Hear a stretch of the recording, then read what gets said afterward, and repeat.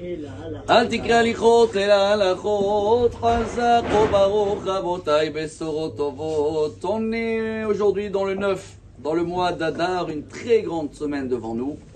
On va terminer si Dieu veut Shabbat et on sera encore dans Purim de Jérusalem.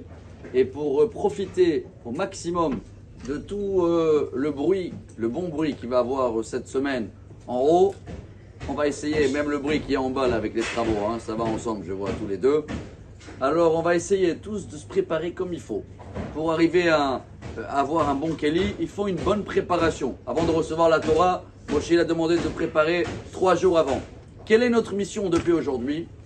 La paracha de cette semaine, Kitissa, Venatenu Ishko Fernafsho, Veloye Baem Negev Bifkodotam, ce qui s'appelle en hébreu Machatzit HaShekel. C'est la paracha et c'est également le devoir de chacun de la communauté où il fréquente, qui commence la semaine dès aujourd'hui, et qui va donner une petite somme qui n'a rien à voir avec les dons annuels ou les dons que chacun y fait tout le temps. Ça va dans la caisse. Pourquoi? Ça démarre la semaine. Cette semaine, on va passer à mode donateur. Il y a un midrash très beau. C'est amené dans le midrash Mishlei.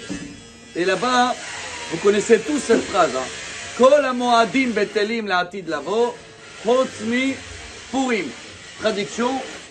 Bientôt, tous les fêtes seront annulées, c'est marqué comme ça, sauf Purim. Il y a une autre version qui dit Hanouka et Purim. Il y a même une avis qui dit Yom Kippourim. Vous avez remarqué pourquoi Hanouka et Purim, c'est les seules fêtes qui seront toujours là?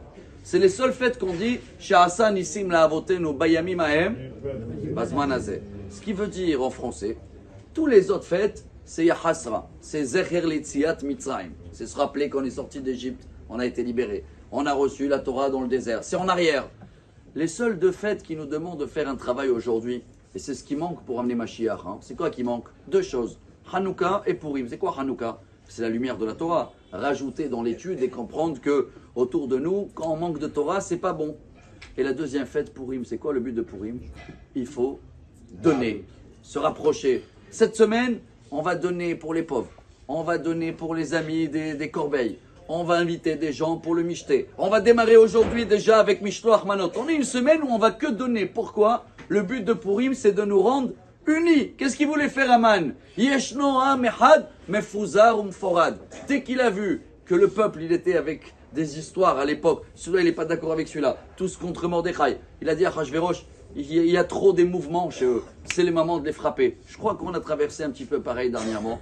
Donc quand le Midrash, il dit que les seules fêtes qui vont rester à la fin des temps, c'est les fêtes Bayamim Ahem, Bazman Hazeh. C'est pas qu'en arrière qu'on fête Hanouka ou Purim. On est en plein mission, les 2 points, les 2 buts de Hanouka et Purim, c'est ce qu'on doit réparer pour avoir Mashiach. Rajouter dans la lumière les bougies Hanouka, étude de la Torah, et rajouter dans le Hardout et dans être des donateurs. Cette semaine, on veut rien recevoir, on veut que donner. Alors chacun de nous démarre dès aujourd'hui. Machatzit HaShekel, la patience, le sourire, les corbeilles, le michté, les cadeaux pour les pauvres. Et comme ça, si Dieu veut, on va profiter de toute la lumière qu'elle arrive cette semaine.